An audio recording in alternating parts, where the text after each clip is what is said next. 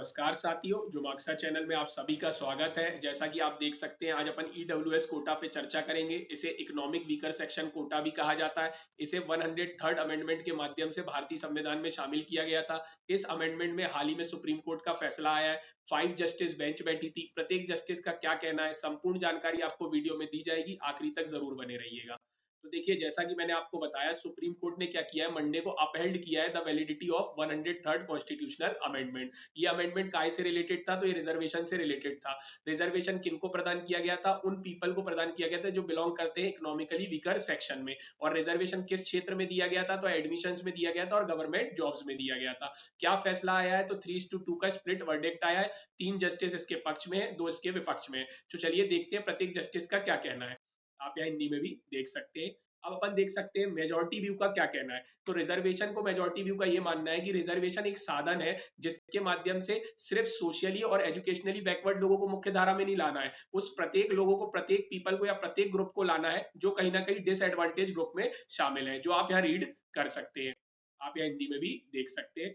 अब अपन बात करते हैं, यहाँ पे आप देख सकते हैं इन जस्टिस का क्या कहना है। इन्होंने कहा है कि जो संविधान में संशोधन किया गया है वो ठीक है, लेकिन ये ध्यान रखा जाए कि ये कहीं ना कहीं वायलेट ना करे basic structure of the constitution. अब इंपॉर्टेंट क्वेश्चन उठता है, basic structure of the constitution क्या होता है। तो देखिए, आपको मालूम हो केशवानंदा भारतीय जजमेंट 1973 में ये अवधारणा निकलकर सामने आई थी। इस अवधारणा में क्या होता है, कुछ चीजें बेसिक स्ट्रक्चर में शामिल कर दी जाती हैं जो संविधान के बिल्कुल क्या होते हैं, कोर भाग होते हैं, जिनमें संशोधन कर नहीं किया जा सकता या उनको नेगेटिवली इंपैक्ट नहीं किया जा सकता है। ये मैंने आपको संक्षेप में बताया। आपको यदि इस चीज को और विस्तार में देखना है तो हमारी पॉलिटी की सीरीज में देख सकते हैं। तो यहाँ पे ये कहना है, यहाँ पे आप देख सकते हैं जस्टिस का।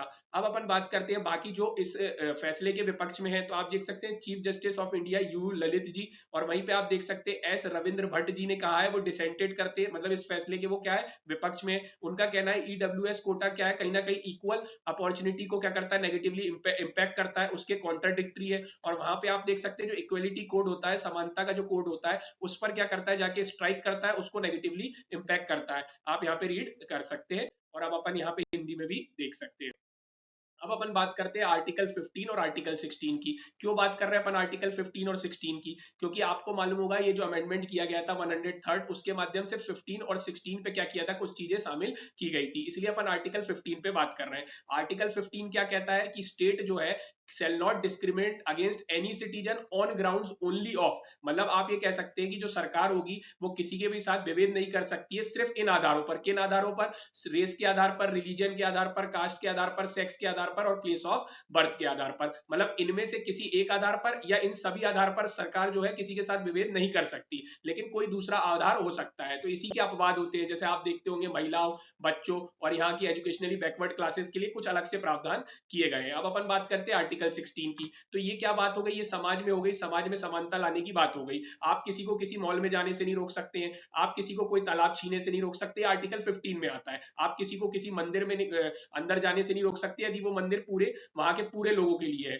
अपन आर्टिकल 16 की बात करते हैं। आर्टिकल 16 एम्प्लॉयमेंट अपॉर्चुनिटी की बात करता है। मतलब यदि सरकारी कोई नौकरी निकलती है स्टेट सर्विस में, तो उसमें सारे जो सिटीजन है भारत के वो अप्लाई कर सकते हैं और उनको पूरा हक है कि वो उसमें सेलेक्ट होकर अपनी नौकरी पा सकते हैं। तो ये यहाँ पे 16 पे बात की जाती है। और यहाँ पे बताया गया है कि जो इसके इधर पे भी discriminated against in matter of public employment और appointment on the ground of, मतलब आप सरकारी नौकरी में भी विभेद नहीं कर सकते किसी सिटीजन के साथ पे। किस आधार पर, यहाँ आधार दिए गए, race, religion, caste, sex, place of birth, descent और रेसिडेंस। तो आप देख सकते हैं 15 में 5 आधार थे, 16 में 7 आधार है। तो आपको ये ध्यान रखना है। और आपको ये चीज यदि डिटेल में देखना है तो हमारी पॉलिटी की सीरीज में देख सकते हैं। आपको देखिए यहाँ हिंदी में भी आप देख सकते हैं। अब आपको हमसे कांटेक्ट करना है तो हमारी डिटेल दी गई है। यदि आपको वीडियो पसंद आए, लाइक शेयर सब्सक्राइब जरूर कीजिएगा। Thank you, thanks for watching.